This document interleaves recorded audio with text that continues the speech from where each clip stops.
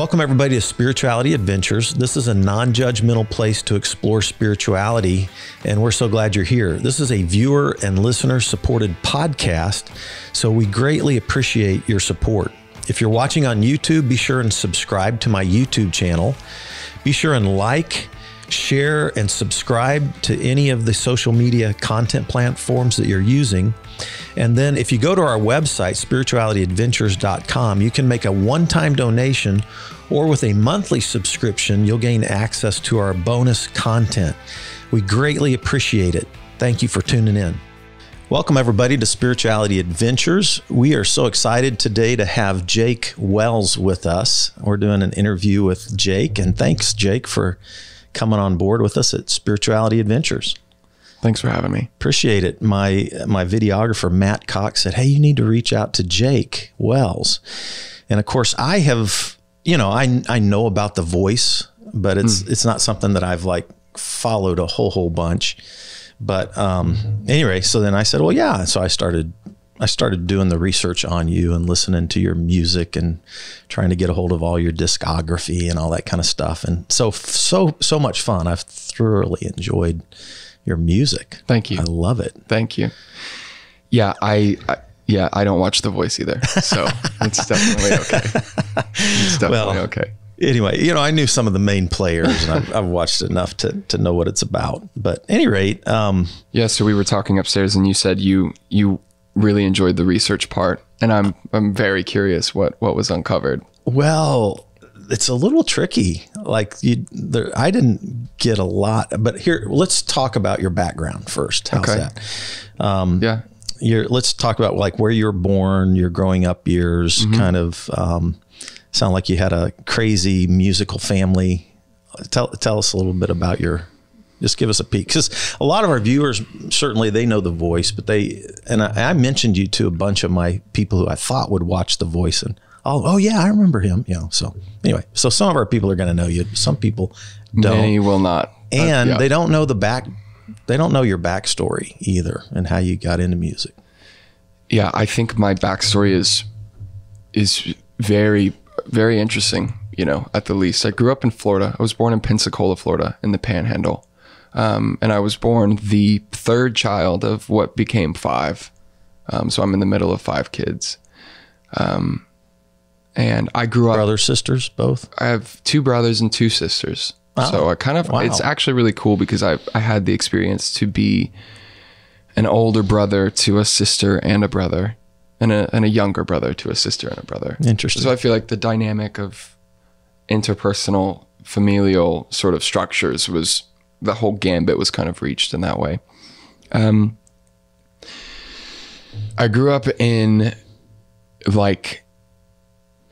the way that I put it in the past has been like an extremist sect of Christianity, one that you'll be very familiar with. So I was a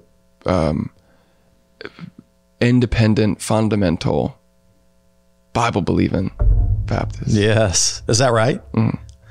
I know that world. You know it well. Yeah. Yeah, we both, when you were speaking upstairs, and you're like, do these words mean anything? Yeah, right. I'm like, no, I know it all too well, right? I only don't know the ones that I've worked very hard to forget. Yeah. Holy crud. So I grew up in the church, man, and both of my grandparents were Baptist, preachers, and started churches. My dad was music director, at churches at multiple places. And yeah, so I grew up in the church. My family is all very musical. My dad has a master's degree in vocal performance, and that was really specifically geared towards church, like geared towards the church world. Yeah. And so when I was like 6 or 7 years old, my family started, we would sing gospel music in the church, and then we would go to like nursing homes and sing in the nursing homes, and really cute kind of, like this young family that's all has beautiful voices and can harmonize together. And we would go and sing hymns in these nursing homes. And then at one point, my parents decided that the Lord had called him to evangelize. And so we bought my dad bought a tour bus, and my family toured around the country singing gospel music in Baptist churches for, nearly 6 years. So that was from, like 8 to 13. Yeah. You talking like Bill Gaither gospel kind of stuff? Exactly like that. Exactly like that. Yes. Okay. That. My dad, who is 86 right now, and he loves Elvis Presley, Johnny Cash, and old gospel music, like the quartet, the old style gospel quartet. So I grew up listening to Johnny Cash, Elvis Presley, and old school, and then, like old gospel quartet stuff. So anyway. It's that's my child, like Bill Gaither, the Gaither vocal band. That's my childhood. Those are my roots musically. Yeah. So it was weird. I was on a tour bus from like 8 to 13 ish, and, wild, really, really wild. The implications of like what that brings is insane. And we can get into that, but from there. Yeah, because you don't think about gospel tour buses being wild. And maybe I don't mean it like that. You guys bring the jack out at night, and not quite. Not quite, man. All right. But after that, my dad was invited to help start a church here in Kansas City, downtown in 2008. And so we moved to Kansas City, got off the road.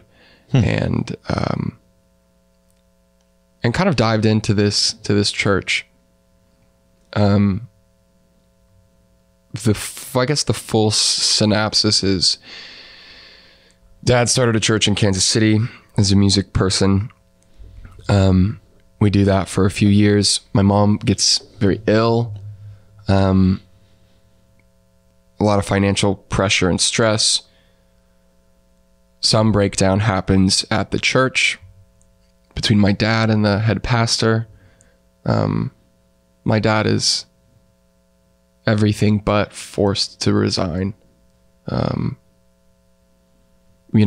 so my dad resigns while my mom is sick, and he's working at like Chipotle at this point just to try to pay bills. So we moved to Colorado so my mom can be closer to her twin, because we were under the impression she was very liable to pass away. And so the idea was, get her kind of closer to her twin sister. We moved to Colorado. The whole family, all 5 siblings? No, the older 2 siblings stayed behind at that time. So, which was really weird for me, because I went from being the middle child to being kind of the oldest in the house. And we went from classic suburban home, musical home with all these instruments and things that I, really gave a lot of identity and a lot of outlet for me, kind of like evaporated. And I found myself in a trailer park, in Colorado, in some like cow town in Colorado. Where did you move to in Colorado? Greeley. Okay. Cause I'm a huge, that's my favorite. That's my go-to state for retreats. I love the high mountains. I still mountain bike and rock climb and all that kind of stuff. So I have lots of history in that state, and it's such a beautiful place. So Greeley's on the Eastern Front, for those of you who don't know, and not too far away from Fort Collins, Colorado. 45 minutes, little north of Denver. Yep. So yeah. Yep. I guess just, and I'll speed it up. So the whole synopsis is basically, we moved to Colorado. My dad, we're trying to make it work, money. I finish high school, study a year in Colorado at the University of Northern Colorado. I studied music composition, music technology with a minor in philosophy. Nice. And, after 2 semesters, I realized that was probably a terrible use of my financial, probably a terrible financial decision for myself. And so I dropped out. I moved to Fort Collins, worked for a couple of years, realized that I was not interested in the in what I was doing. You know, I was like serving in restaurants, managed a deli, and kind of just found myself like, shit, like, what am I doing? Yeah. I'm kind of like making money, more money than I need. So I'm like buying drugs and alcohol and like just like going nuts at like 19 years Off old. the rails. Yeah, man, just exploring everything. So I did that twice in my life. And Once when I was young, once recently. So Yeah. anyway. yeah. And I was like, this isn't working. I've got bigger things to do than this. I can feel that. And so I kind of sold like 70% of everything that I owned, and, you know, just gave away a lot of my shit, and took a guitar and my dog, and me and my little brother went hitchhiking, and we hitchhiked for a couple months. From Fort Collins, we did the whole West Coast and then back, and wild kind of adventure. And then when I came back, Man, it's just like, you remember Into the Wild? yeah. Yeah. It's like- Supertramp. What is it? Yeah. Alexander Supertramp. Right. Yeah. I think his last name, what, McCandless?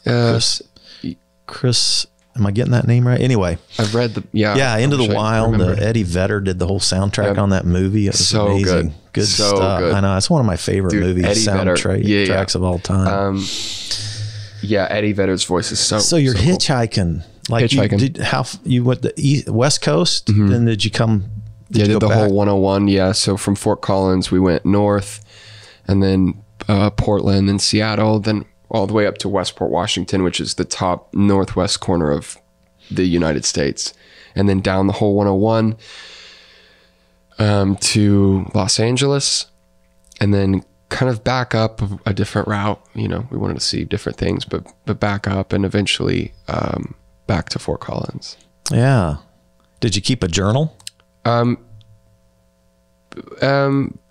had the intention to. In the my brother bought me a journal, dude, and he buys it for the trip. And in the middle, he writes this like beautiful, you know, like letter to me, and it was really special. And I was like, okay, I'm gonna journal every day. And the very first entry on the journal is, I think I've made a terrible mistake, because it took us like 5 hours to get our first ride, and we got like 20 miles north, found ourselves in a rest stop in like Cheyenne we're like, oh shit. I'm like sitting there, I'm like, I think I've made a huge mistake. Oh, wow. And then by the end of the second day, we were moving along. There you go. But no, I didn't journal every day. I tried to. I should. Crazy. There was some really interesting moments, but Bet. yeah, so I hitchhiked. That's really where I found my voice as a vocalist and as a songwriter, and as a musician. I think in general was on that trip. I lost a lot of the fear around being seen and being heard on that trip. You know, because I brought the guitar as a way to busk and make money so that I could buy food. And the experience of being hungry and having like one method of making money, and that being music, like all of this fear around singing or being perceived as like being judged or whatever just kind of like flew out the window. And I was like, no, I'm going to sing, you're going to listen, and I hope you give me $1, you know? And so you're like live on the corner somewhere. Is that what you're doing with a hat out? Yep. Yeah. Okay. Yep. All right. And yeah, and so we did that, got back to Fort Collins, kind of fell in a big slump after I got back. It was weird. I went from like managing this grocery store at like 19 to being back at, you know, being 20 years old, and I felt like I didn't have a place in society. I couldn't figure out what I was doing. I couldn't figure out what was going on. You know, I felt like I had just lived with a bunch of homeless people for like a couple months, and my ability to, like, it kind of messed up my ability to feel like a contribution, to feel valuable, especially in the workplace. So I kind of fell into a rut big time. Were you back home? This was in Fort Collins. No, Fort Collins. Back in Fort Collins. Yeah, I love Fort Collins. Beautiful place. I love that city. I've mountain biked all around there. Yep. Done Yeah. Anyway. Yeah. Cool place. Beautiful canyons. And yeah. Horseshoe, all that stuff. Yeah. Yeah. Horsetooth. Horsetooth. Yeah. Yes. Thank you. And, yeah. And so there was this moment where I was like, man, the whole reason that I went hitchhiking was to try to be like, I need something new. I'm here to do something bigger than working for money, for giving my time to someone else. And that's it. Like, I need to do something bigger. And so I realized that I needed a change again. And so I moved from Fort Collins to Kansas City with the full intention of starting a career in music. What year was this? 2016. Okay. Yep. So I've been here 5 years now. And yeah, I moved to Kansas City, started making music. For some reason, I found immediate, pathos, immediate success with like the first song that I wrote, like immediately got notoriety. And Roll Like Thunder. Roll Like Thunder. Yeah. Yeah. Where did you record? Where did you record that at? And then how did you go about releasing it? Because I'm just curious how it caught on so quickly. Because you, from a gospel singer, hitchhiker, to all of a sudden, just throw a song out there in the digital, in the audio digital world, you know? Yeah. It was, I recorded it in my bedroom, you know, and I can go back and I pulled open the file because I'm a music producer now. I'm a musician. I make music for a living now.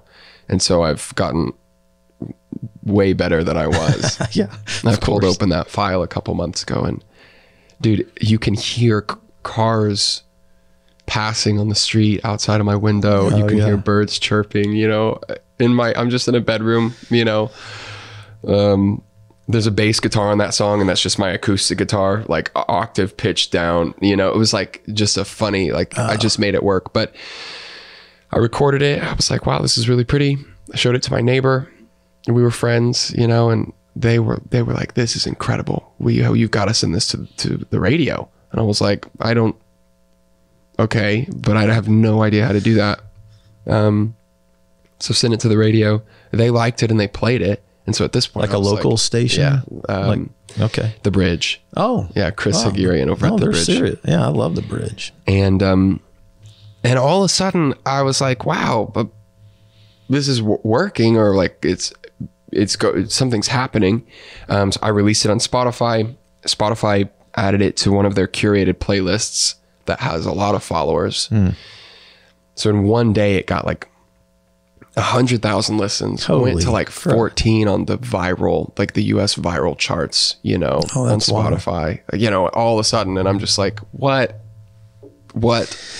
you know? Yeah. But it gave me a lot of confidence. And so I kept writing, kept recording. Let me ask you, because I love lyrics. Okay. So I'm kind of, I have to love the sound, but then I dive in, I stick with the lyrics. Totally. Like this line, roll like thunder, leak like fire. Yep. And then you kind of end with this refrain of, I've made mistakes. We've all made mistakes. So it sounded like a relationship maybe that you let go, that you're like, but I think interesting I love the lines there. Roll like thunder, leak like fire. Yeah. That's a cool. Yeah. The line is not leak, it's lick. But I say it weirdly. So I was looking on the, someone led you astray. Well, when I was looking on my iTunes, you know how you can pull up the lyrics. It said leak. And I was like, oh, okay.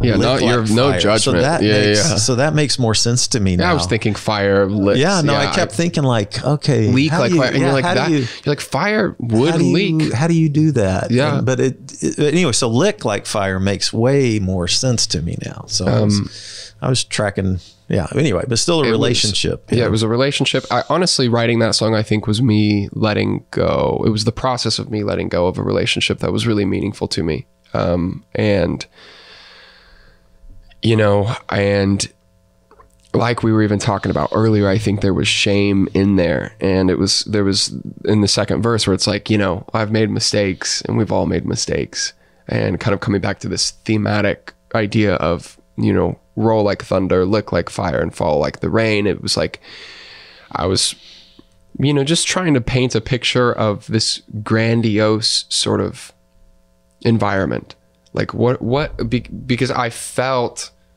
like really huge. I felt all of these huge things, and I was trying to make sense of that and put words to it. And as the choruses happen, in one chorus, that kind of line, the roll like thunder and look like fire, is kind of a call, an invitation. And the other one is kind of this recognition of this other person being experienced by me as massive as thunder rolls, as totally as rain falls, as ferocious as fire licks. It's like that, you know. And in the and then in another chorus, it kind of has a whole different meaning, where it's like another invitation, where it's like, hey, we can all be that, like, this is life, like we can be this big. And it was a good writing process, and it really did help me move on from a relationship that, you know, was the first person that I ever really fell in love with, you know, as a adolescent, you know, finding adulthood. And I'm a wildly empathetic and emotional individual. And so those things stick with me, you know? Yes, I can relate. Think all the time, overthink everything. Yep. Yeah. Okay, so cool. So then I noticed, I have a couple questions about a couple of songs that you did after this one. Okay. Did you release you released some singles, right? And yes. Like 16, 17. Yes. And I noticed, yes, the single Circle of Life and Born Again were, is it Jason Taylor? Jay Taylor? Who is, I might have got this name wrong. You're fine. Jay Taylor is the artist name of my brother, Jordan.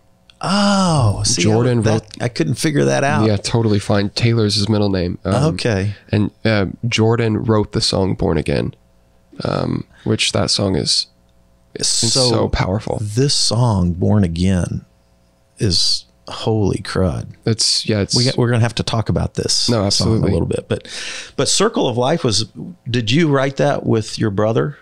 So Jay Taylor is Jordan Thompson's singer-songwriter name? Yes. Okay. Yes. All right. Yes. Now I understand. Yeah. No, and it's not obvious. I think there's almost like some, it's not, I didn't no judgment from over here. Yeah. Yeah. So, so Circle of Life is beautiful too. Thank you. And then this Born Again song, let's chat about that. Yeah. Let's chat. Yeah. Because I always like to figure out if I'm hearing it the way you guys were writing it. And of course I know with music, it's always a part of the fun is the way other people hear it, right? The way other people experience it. Not always the same as, I've preached sermons before where people get something out of them. I go, that wasn't even in my mind. Right. Right. It's like, are you listening to me? But I won't. Yeah, but I'm not going to take it away from you. Exactly. Unless it's like an egregious sort of misunderstanding. Exactly. I really loved the part of your sermon where you said we should all do Xanax and drink. Like, no. Combine it with alcohol. Please, it's amazing. No, please. Oh God. Yes. Yeah. And I want to pay, I want to make sure to pay all of the like homage and respect to my brother in terms of this, because Born Again was one that he wrote completely.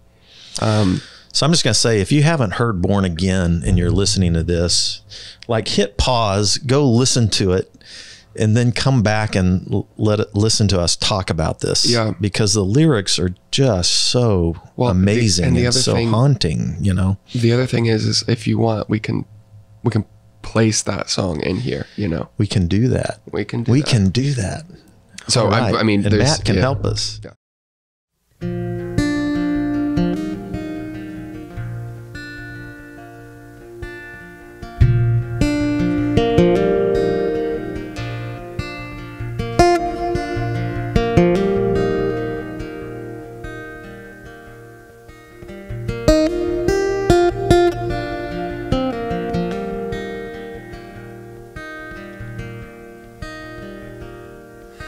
They pray in your holy name.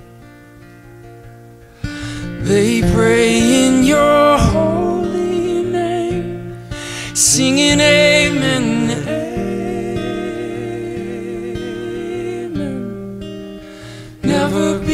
the same.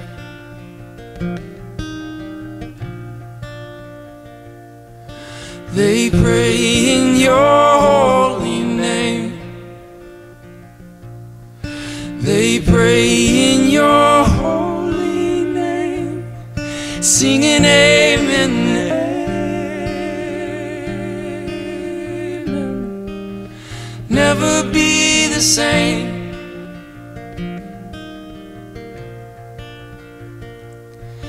I'm walking without you. It's never been this way.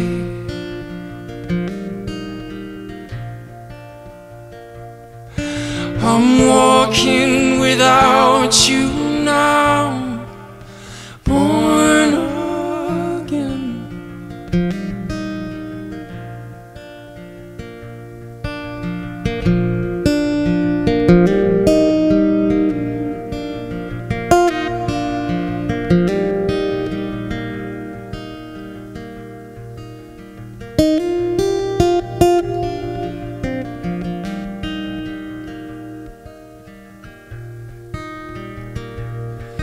They worship your holy name. They worship your holy name, singing amen, amen. Never be the same.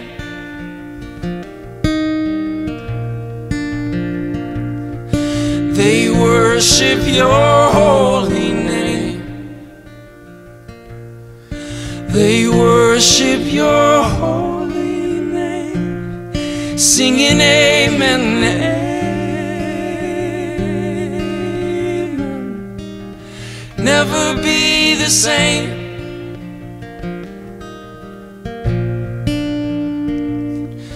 I'm walking without you. It's never been this way.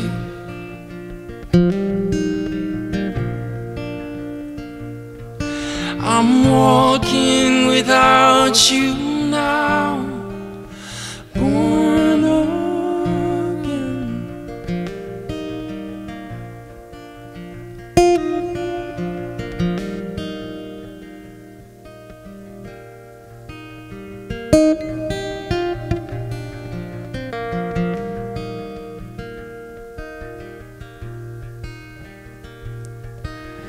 Amen.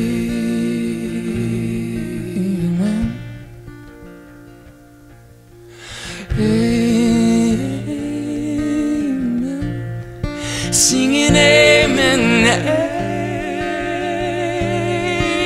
amen. Never be the same.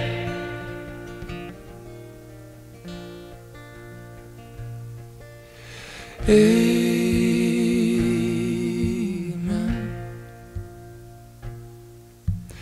Amen. Singing amen, amen.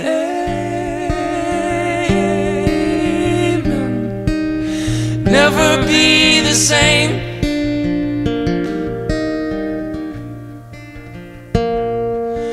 I'm walking without you.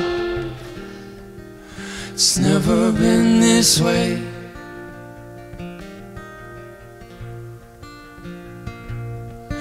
I'm walking without you now, born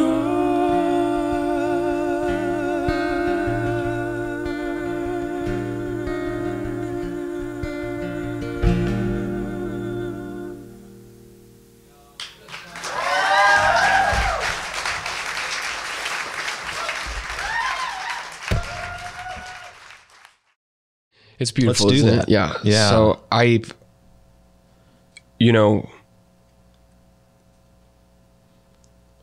think you probably, I'm curious what you think about it, but I imagine that you have a good grasp on what's happening. So you want me to go first, or you want to go first? I want you to go first because if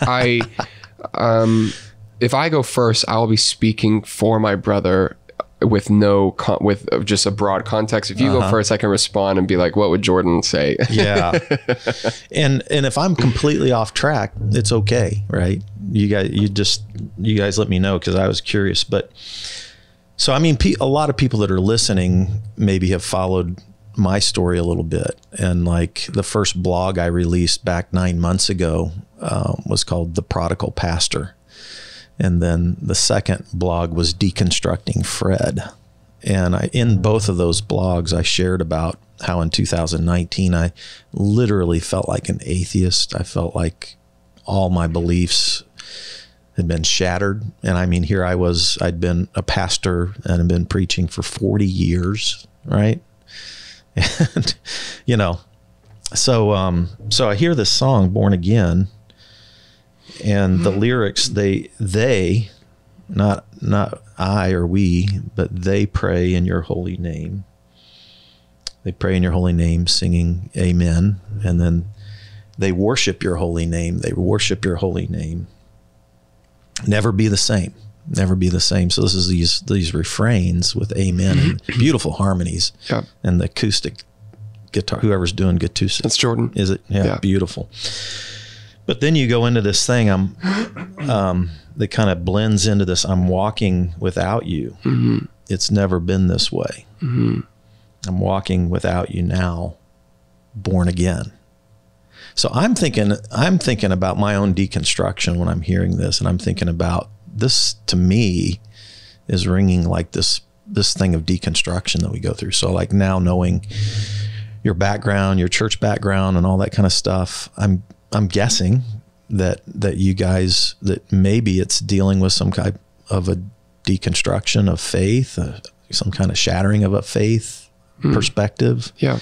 That then ultimately emerges into a new space that you don't maybe really know where it's going to take you, but it almost feels like you're born again in a new kind of reverse way of how people have used that term for so many ways. Yeah.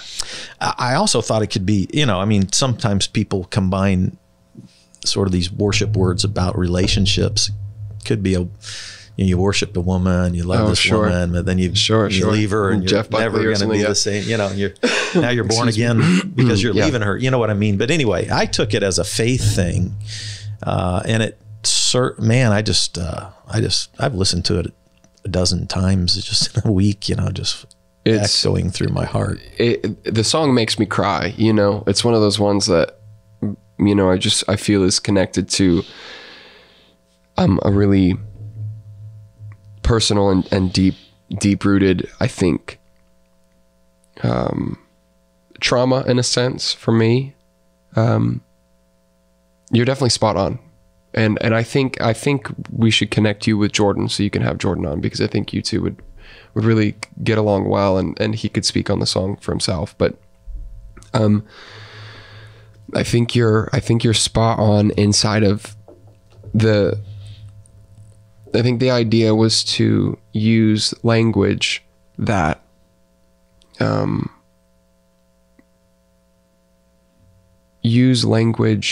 is, from my past and from his past, inside of this very religious world, use that language to try to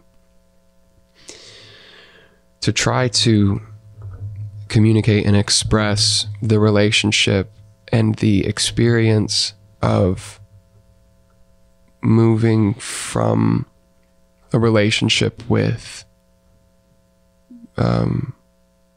Christianity, God, Jesus, Christ, the Lord, whatever, out of that, and then in a way, like finding your way back in, so much so that you can use that language again, and it have a deeper context for yourself, and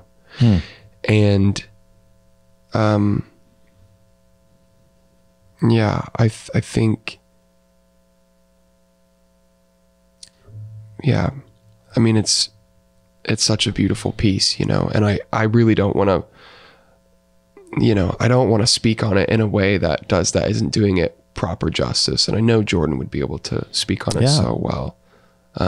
I'd love to talk to him. But it's one where we never really had to talk about it. He showed me the song, and it immediately made me cry, just because it's almost, man, like this. Because for me, like, as a kid, I was obsessed with being good.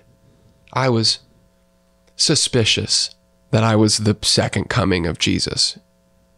I think, as a lot of Christian kids are at some point, there's this idea where you're like, wait a second, I'm really good, and I'm trying really hard, and I don't think, for me, it was a very serious thing. We idolized the people in scripture that were good, and we wanted to be that, and I wanted to be that. And I thought to myself, like, I can do it better than anybody. I know that.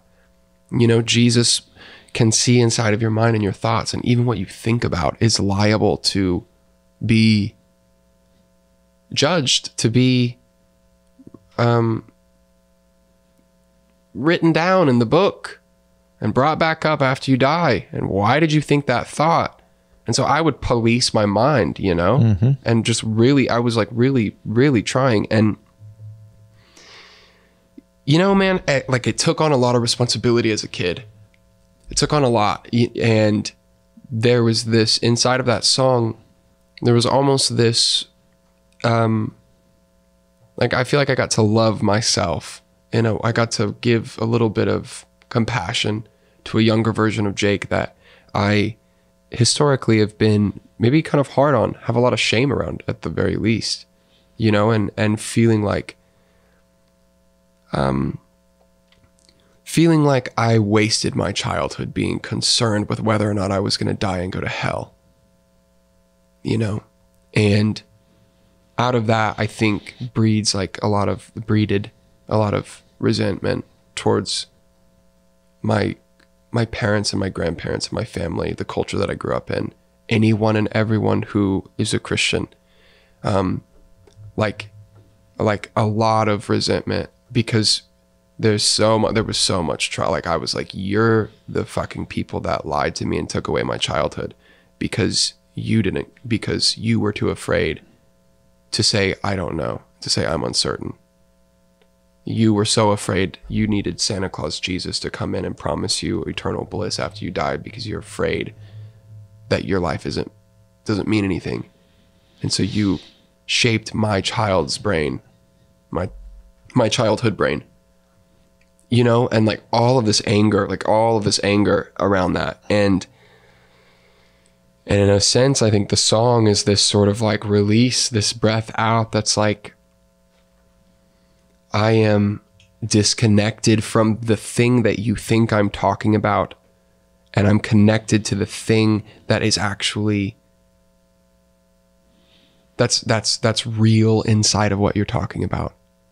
I'm walking without you, born again. And I don't know, it was maybe I shouldn't speak on it any more than that. I think Jordan would be the one to. That's awesome. Go further. Well, so powerful. We might, if I just really encourage people to listen to that song. Beautiful, beautiful. One of my things with just what I've gone through here was, that we have to give space for people to go through these deconstructions. Right. And I don't think the church always does a good job with that. Like if a Job is actually in the church and he's he's lost everything, he's deconstructing everything, and it's like, hey man, I'm a pretty righteous dude, and all this shit's happening to me, right? Mm-hmm. I'm losing everything, mm-hmm. And God's justice is on the line. And where's he, and so there's actually the Psalms of Lament, mm-hmm. Actually, like this thing that Jesus quoted on the cross when he was hanging on the cross was, my God, why have you forsaken me? And then the second verse of that Psalm 22 is, I'm praying and you're not answering. Like it's a whole Psalm of ripping on God. Mm-hmm. Like mm-hmm. It's right there, mm-hmm. And that's the one that he quotes from the cross. And so I'm like, it's just, my thing is we've got to give space for people of all ages, right? And I wouldn't have anticipated my own deconstruction at such a late point in life, but to give space for people to go through and question and doubt and re-examine and let it all fall apart, and then but be there for them in the midst of that, and then stuff comes back, and you don't, it's different when it comes back. It's different. So like, I like the fact that you said, you could sing some of these things again, but it meant something different, right? Yeah. But I think that's a part of the process. And I think we all go through that at some point, at some time, and maybe even multiple times in life. I know here I am, I was one of the leaders in this community, and all of a sudden I go through this and people don't know what to do with that. Like, well, God, is Fred saved anymore? I don't know. You know what? Right. Yeah. I thought about, when I was listening to this song, I had an image pop into my mind. It's like I was on a boat, captain of the ship, and my ship hits the rocks and just shatters into 1,000 pieces, and it's just driftwood everywhere. And I'm out there just treading water, just about ready to drown, trying to grab a few pieces of boat, see if I can reassemble something and get myself back afloat. But that's kind of how I feel in the midst of all this thing. And I don't know what it's going to look like, and so this song hit me at that spot. And actually, I was listening to this song, and that metaphor came to my mind of my own life, of this wrecked ship with pieces of a wooden ship, right, with pieces of wood just everywhere floating. Are you resentful to the church? I mean, to the people, to that. I mean, you said, is Fred saved anymore? Like, so is this I was okay? more, my anger and resentments, have been, some of them were toward God himself. Like, hey, I was a friend of God, and I prayed for years to, not screw up like this. I prayed millions of prayers, not to fall. And he doesn't answer, and he doesn't hear, and, then I blow it, and then so that was a big one. So I had that going on, and then I certainly had certain resistance, certain individuals for sure, but at myself mostly. Like because I held a high standard. So like you were talking about you as a kid and your goodness as a kid, and so I would have thought, I lived a high standard, had a high standard for myself, and then I crumbled. And I was mad at myself for crumbling. And so then the shame, like I was just overwhelmed with shame for a year, and still really not completely out of the woods on the shame component, all that stuff. So sure, I'm still a work in progress. My friend. Anyway, that's me. But that song hit me right where I've been the last 2.5 years. So isn't that crazy? Yeah, it's awesome. How songs do that. Yeah, I'm really glad that I'm really glad that it connected to you. It connected to me as well. It's funny, as I was thinking about that song today. I haven't thought about it in a long time, and I was thinking about it today. Interesting. But yeah, a beautiful song. Yeah, man, I mean, that's so interesting. I think for me, I hear your story, and I kind of hear those experiences and kind of how you parse through it. Being angry at God, being angry at yourself, maybe having trouble differentiating between the two at points, I imagine. And absolutely. It's like, I don't know. I saw myself like having an emotional response almost for you, where it's like, just because it feels connected, it's like there are so many stories, and I see so many people where it's like the church just like doesn't take care of people like at all, unless you're doing the thing, or unless you're willing to kind of bend over in a way and like repent for your like sins. And to me, like that from a really fundamental place, I just find that like very damaging, very cancerous, like very erosive, and like even looking at your story where it's like you you have these experiences, you find yourself inside of an addiction that effectively, would you say that is the catalyst of your marriage ending? Wow. Yeah.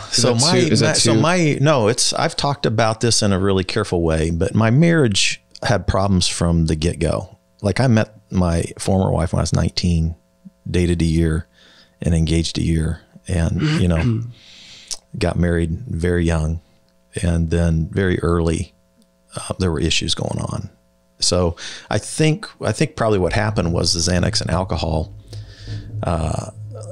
caused my self-discipline to erode. Okay. And then I acted out in ways that I probably would have acted out years ago had I not been so rigid in my belief system, if that makes sense to you. Totally. Yeah. So you know, so you have these experiences, you have these addictions that, you know, do just that, kind of like the discipline falls, whatever. It brings up, you know, it's not to say that it is fully responsible for everything that happened, but my point is like all of these things happen, and the church, I have found, is so good at just saying that's wrong. Just saying that's wrong. You shouldn't drink alcohol. You shouldn't do Xanax. You shouldn't, you should, you know, adhere to all of the sort of sanctity sort of points of your commitment to your wife, et cetera, et cetera. And they just go, that's wrong. And now we don't know what to do really to reconcile your badness, other than to say you're bad and it's okay because maybe it's okay because you can repent and be forgiven. And from my point of view, like nothing that you did was bad. Like, I don't think there's I don't really think there's such thing as wrong. I think what you did caused exactly what it caused. And the only people saying it's bad are the people wishing that some other thing would have happened. But I don't see any law or any rule that says you can't become an alcoholic and drink yourself to death.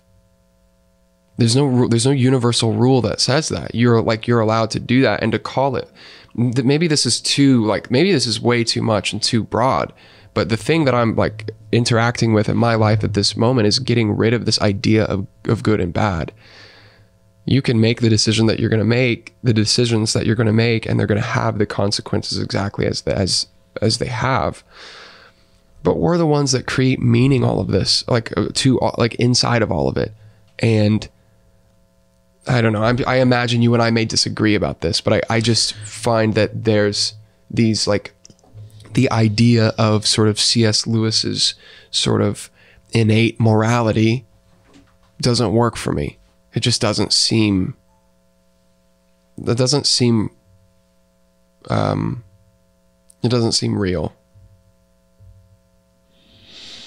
Yeah, I think that living in this paradigm of, you know, good and evil, one thing that I had to look at was, like, you know, you grow up and as a Bible teacher and you listen to Paul and you have this old nature, you know, this, die daily. Evil, yeah. And you're supposed to die to it. Well, I all the negative feelings that I had throughout my life as a pastor and in my marriage, I just tried to suppress them, tried to, you know, whether it be my sexuality, which had no outlet, or whether it be, you know, all these things that I just suppress, control my own stuff. And in the end, Xanax and alcohol help all of those negative things that I had suppressed for 40 years just blow out, right? Like blow out. Like I was off the rails, dude. And I believe you. And so there's a part of that I've had to look back on and go, okay, if you looked at all the pieces and all the way that I was dealing with all those people, it was gonna happen. It was actually gonna happen. You know what I mean? And then what would I have learned along the way if I'd had a different view of looking at those negative things that were a part of my life. If I had surfaced them, looked at them, talked about them. When you say negative things, like I just want to make sure I understand that. Like anger, lust, resentments, all these things that were going on in my life that, things that I was not supposed to let take over, but those things had something to say to me. And yes. So like so it's interesting to me, like in a lot of in the Christian tradition, it's like you die to those things. But there's other traditions that when you look at the shadow self, your shadow part, which we all, these contradictions, the things that we want to hide from people, there's a lot of traditions that look at those things and try to integrate your shadow self. Don't look at it as bad or evil or good or whatever, but just it's you. It's a part of you. How are you going to integrate that into your whole life? And right. To me, that there's things that I needed to do that with that I didn't. And because I was in this good, bad framework of even myself, even how I looked at my own thoughts, my own feelings, my own issues that were me. It was a part of me. Yeah. So I was literally cutting myself off from a part of me because I was trying to die to me, a part of me that didn't need to be died to, but needed to be listened to. Right.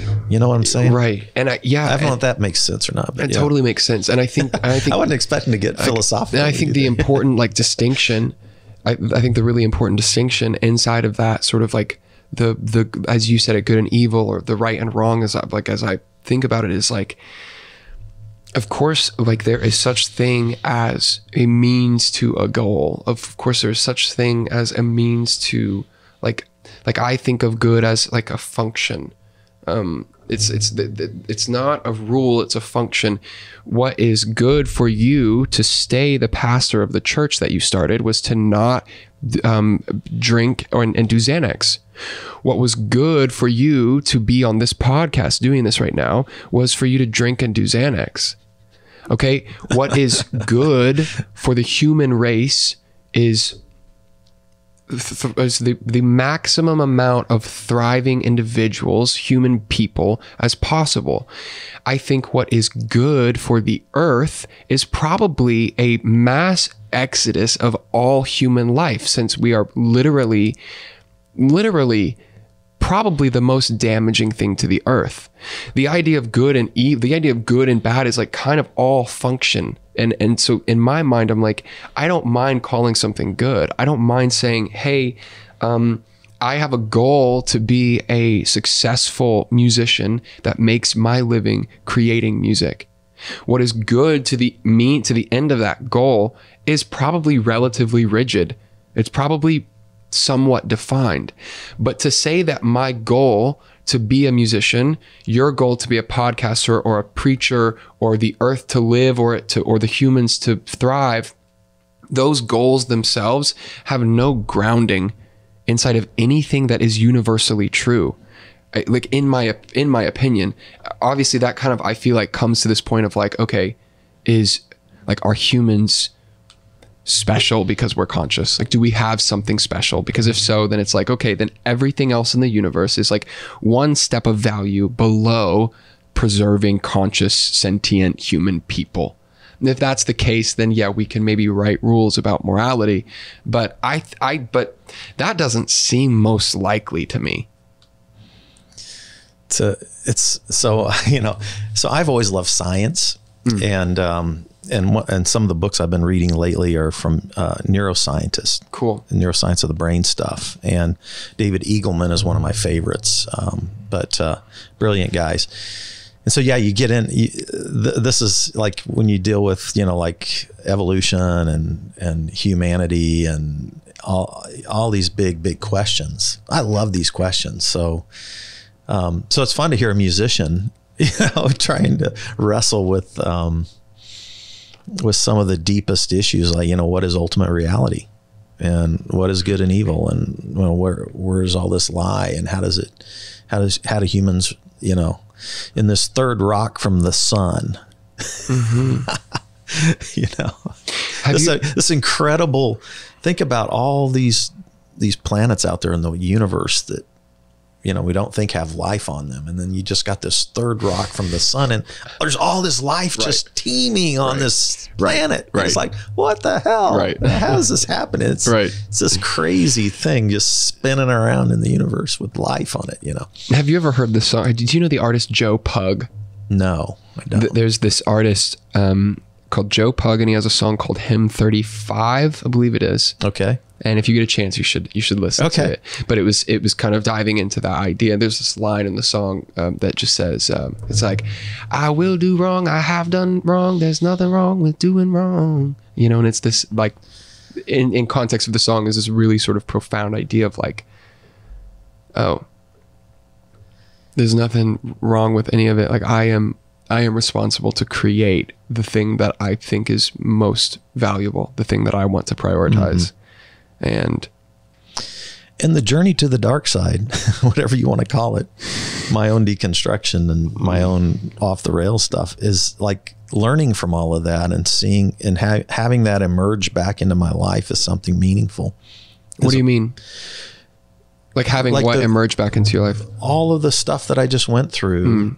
However people would want to label all of that. Recreating it as... Yeah, exactly. Okay. Like letting that come back into my life in meaningful, redemptive ways for me and for other people. And, this conversation wouldn't have been happening if I hadn't gone through that, Dude, I think that's one of the most difficult, like, truths for me to get with, is that, like, unfortunately, what I have come to find out about myself, and I think it's true for everyone, is that the most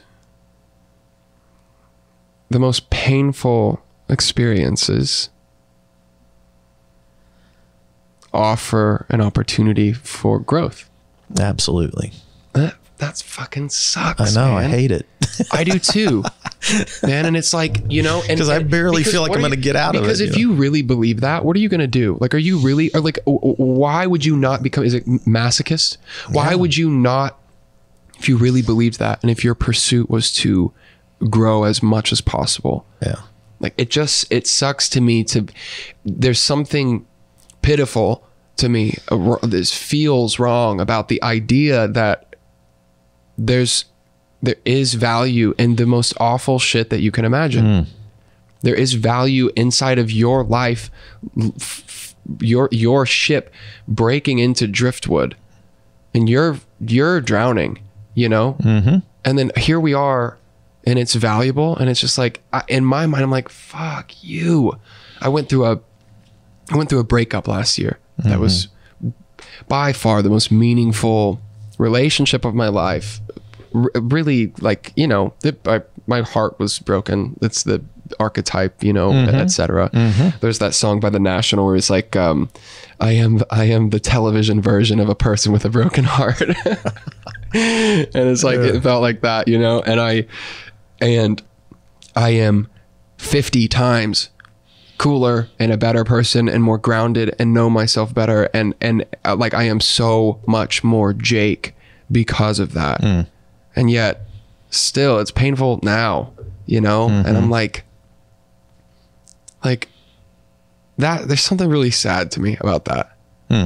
Kind of disappointing, kind of discouraging a little bit. And I know it's supposed to feel hopeful and redemptive, like, because in the moment where something terrible is happening, maybe you can think to yourself, I wonder what good is going to come of it. And it's like, how are you going to do that? I'm still in that place where I hope something good comes. Like, for the longest time, it's just like, I was like, this is crazy. Do you feel more crazy? Do you feel more connected to yourself now after? I feel like there are some good things that have emerged out of it. Like, I would have never gotten into the recovery community. I wasn't a lifelong alcoholic. Most of the people that I hang out with in the recovery community have been 20, 30 years of, drugs and alcohol. And I mean, their life is shattered, and they've shattered every single person in it. And, and my burn was pretty short. Like, my Xanax alcohol burn was really not that long. And it took me down really, really fast. But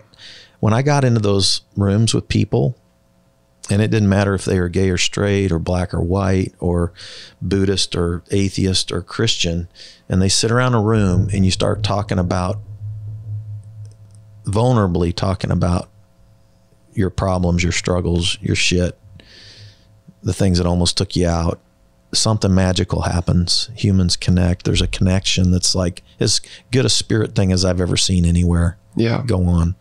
That is beautiful. Yeah. In that the beauty and brokenness, kind of stuff is just amazing. I hope it doesn't feel like disrespectful or trite for me to be speaking on it in such somewhat of a light way, because I obviously don't know anything about anything, like I'm like throwing darts at a cosmic wall here, and so I hope that it doesn't feel disrespectful to your experience of like having a much more established life being broken down, and I'm over here going like, I was in a breakup, and it hurt my feelings, and and now I'm like talking about this sort of grand idea that, so I just want to say that, like, I hope it doesn't feel no, not at all, because that's not how I pain is pain. Intend it.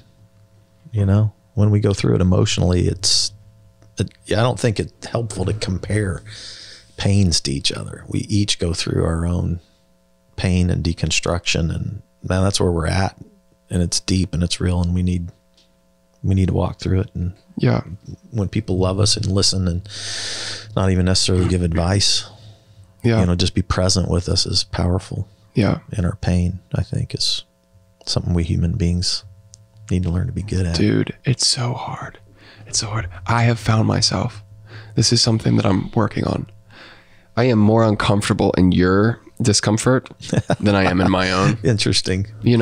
So it leads to this general fear of being honest with people. I try to orchestrate how people feel because I'm afraid of them feeling bad.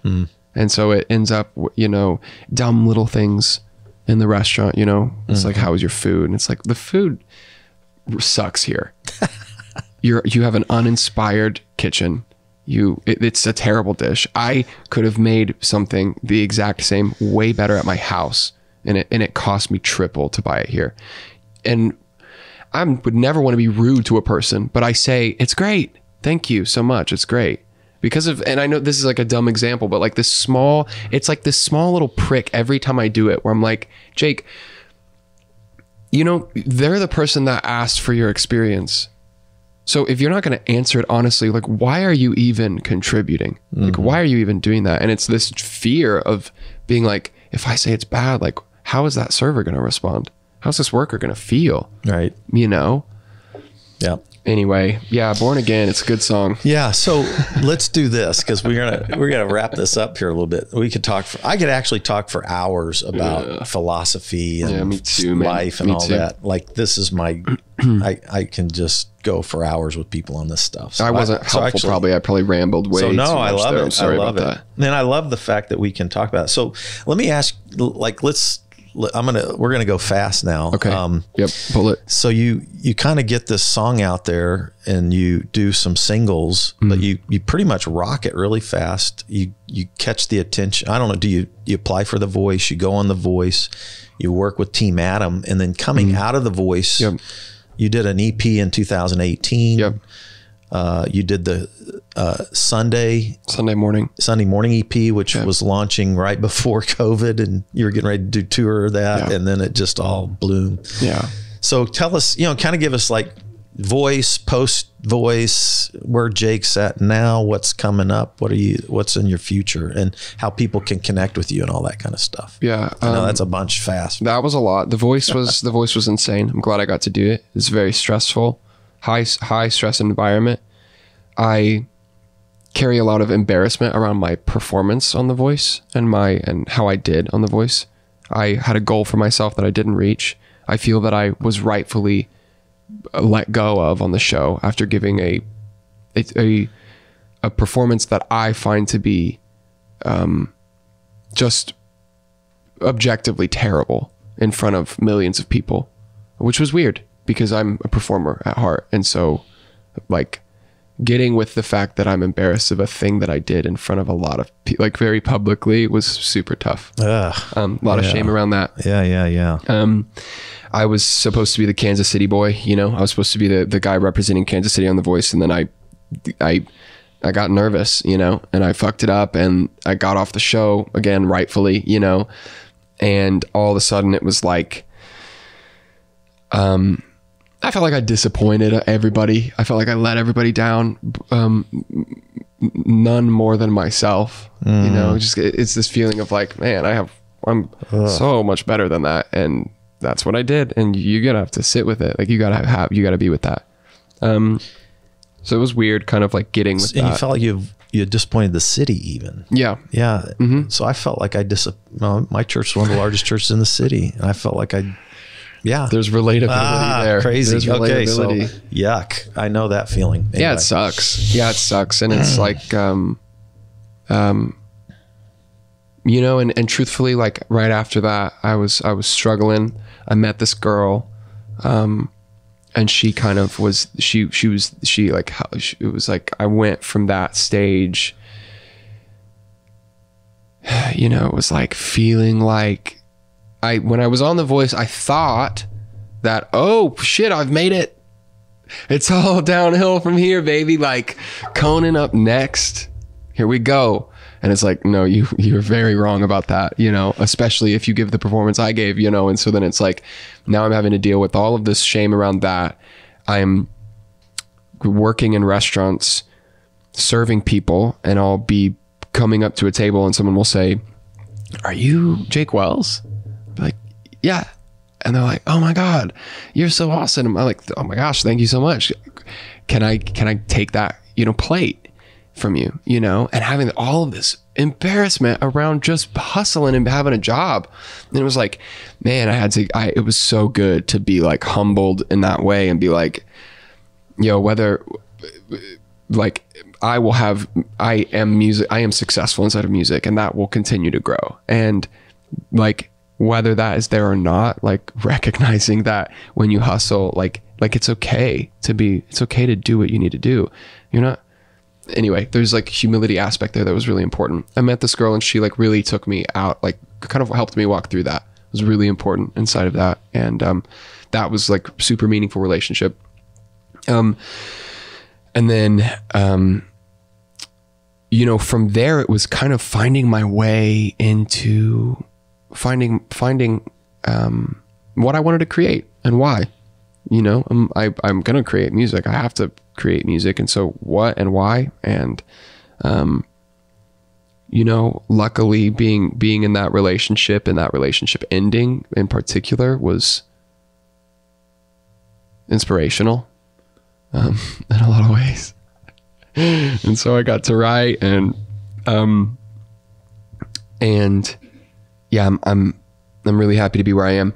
In February of this last year, I started writing custom songs for people. And so I noticed that on your Instagram. Yeah. So I write custom songs for people, which is absolutely fascinating. So like, give me what just expound on that just a minute. Okay. You have a traumatic experience, and you need help emotionally processing it. And it was really important and relevant to you. And so you would like to honor it with a song. So you come to me and you say, Jake, I'd like a song that makes me feel hopeful and is redemptive. I want to find beauty inside of this sort of general feeling that I fucked up and I drank a bunch of alcohol and did Xanax, and then I'm all this. And is there any way that you can, like that? Lots of people, Fred, lots of people, you're aware. And you say, can you please help? Like, can you create a song to help me process through this? And I say, absolutely. I ask you a bunch of questions. We go deep. It's a very therapy session. And Interesting. So it looks like, hey, I've got a terrible relationship with my father. He was abusive as a child, and I am getting married, and we have a relationship now after he went through rehab, and we've had a relationship, but no song that exists can do it justice for a first dance at our wedding. And so I need a song that can recognize the path that we have been on, the trauma that was created, the fact that we consciously chose to move forward And I need that song so that I can dance with him at my wedding. Can you make that? And I say yes. So interesting. That's beautiful.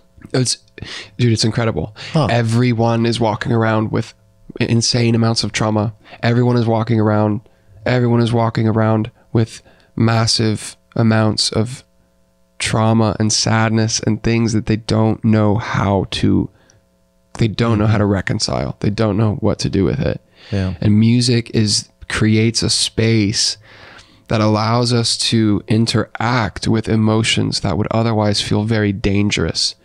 And it lets us interact and look at those emotions in a very safe place. It gives us the ability to be compassionate towards those emotions, towards the self-hatred, Yep. you know, and I get to be the conduit that says, hey, I am really good. I am really good at empathizing. I know when you're telling me about your thing, I can go there as much as I can, but I think very well. And I'm very good at taking that experience and saying, what does that sound like? What does it sound like? And then I create that. And it's been incredible. That's cool. I love that. So that's what I'm up to now. If you want to connect with me, the best way is through, and I also have a band where we rock out. Yeah. We're called the Dirty Magicians. I saw that. And so I love that. And so a lot of like blues, funk, rock, gospel influence that we just fun rock stuff, out, dude. I love it. So we're playing a show with the Greeting Committee on August 7th. That'll be, I think it's called E.H. Young Park. It's this big show, I think, from the city of Riverside is putting. Riverside is putting it on, called Loud and Local. We're creating music as the band. I'm writing all of these songs for individuals with my brother Jordan. We're putting out an album under Jake Wells with all of those songs, hopefully soon, or early fall, hopefully. Okay. And if you want to connect, Instagram is probably the most active place that I exist, like on social media. At Jake Wells. Yeah, just you can. Yeah, it's if you care, it's at _Jake_Wells_. Okay. But if you type in Jake Wells, I'm sure you're gonna get it. You can do the work. Awesome. Well, man, we really could, man, because I can already tell. Like, we didn't even scratch the surface of my ludicrous ideas. Yeah, no. I saw you holding your breath there while I was. I appreciate that. That's it's great. I love these conversations. Man, good stuff.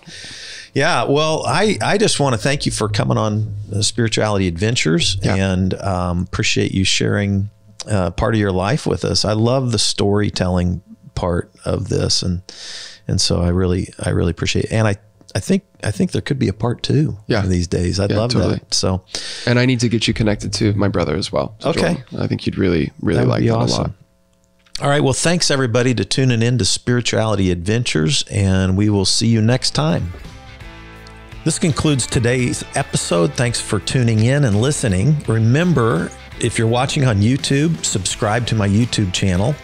Remember to like, share, or subscribe to the social media platform that you're using. And then go to our website, spiritualityadventures.com, and make a one-time donation, or you can subscribe monthly and receive our special bonus content. Thanks so much.